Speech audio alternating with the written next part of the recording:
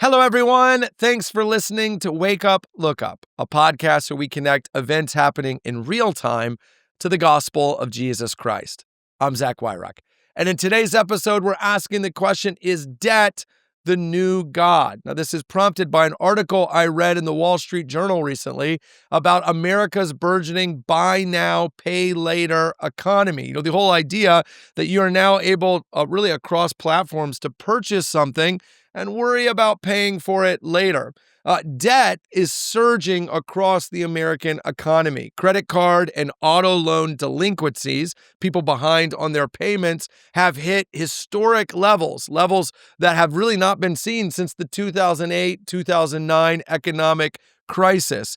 Buy now, pay later usage is a huge part of that. About 50% of American consumers, 1 in 2, it's a crazy stat, have used BNPL, buy now, pay later, to purchase a product. Vulnerable populations, by the way, are most at risk, always, of course, as lower income families are now able to purchase things that before they might not have been able to or might not have seen within reach, with the hope that eventually they'll figure out a way to pay later. And that means, of course, that people are playing a shell game, moving money from one debt to the next, which is why 69% of FHA mortgage borrowers have risky debt levels, with 1.2 million Americans having tried to reduce or waive their payments. In other words, we're borrowing and borrowing and borrowing, and that bill is coming due. And increasingly, few of us are going to be able to pay it.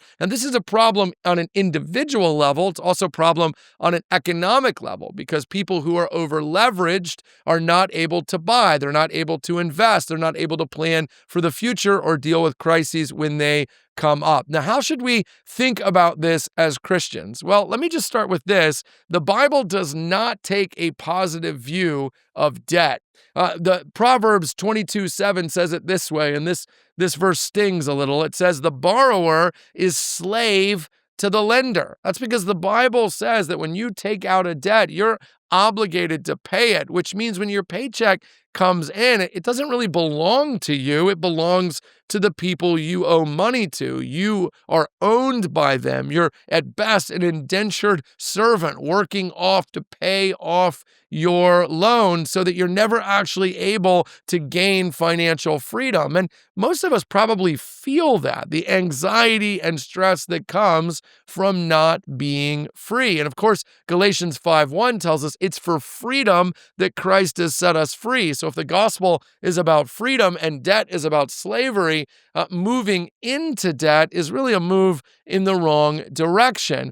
The other thing that's behind this is that materialism is idolatry. We want to buy things we can't afford because for whatever reason, we believe buying things is going to make us happy, even though, of course, most of us have a long history of knowing that doesn't work. It's why Jesus told us in Matthew 6:24, you cannot serve both God and money. Ultimately, you're looking to something to fulfill you, to give you guidance, to make you happy. And if that thing is God, that will mean saying no to your materialistic impulses. And if that thing is stuff or money, then it isn't going to be God. And of course, the problem with that, according to Jesus again in Matthew 6, is that stuff ultimately can't answer the deeper problems of life. That's why he told us to not store up for ourselves treasures on earth, where thieves and rust and moth can destroy. It isn't just that he's telling us stop being materialistic. Materialism is bad.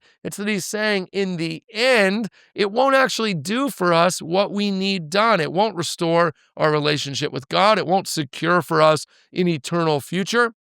It won't even bring lasting happiness in this life. Our growing debt is a reflection both of our materialism and that the materialism isn't working, which is why we keep buying more and borrowing more to do it. And the problem, of course, is that consequences eventually do come. Numbers 32 says, be sure your sin will find you out. That's a really theological way of saying the bill always comes due. Galatians 6, whatever you sow, you're going to reap. And so you might be able to borrow, and kick the can down the street, but the bill will come due. And so God doesn't want that for us, and he warns us against it. Listen, there's a reason the Bible uses debt and debt cancellation language to define and describe the gospel. Colossians 2 says that Jesus canceled the charge of our legal indebtedness. The idea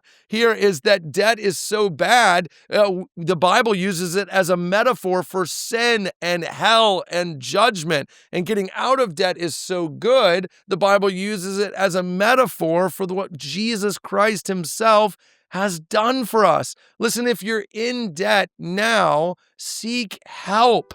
Live on what you make. Be content with what you have. Financial freedom is God's plan for you. And just because you can buy now and pay later doesn't mean you should. Hey, thanks for watching this episode of Wake Up, Look Up. If you enjoyed it, please help us get the word out by sharing it with someone you think might benefit from it. And while you're here, make sure to subscribe to our YouTube channel to get further content, or even download the CCC app, where you'll find even more resources to help you grow in your faith and relationship with Jesus Christ.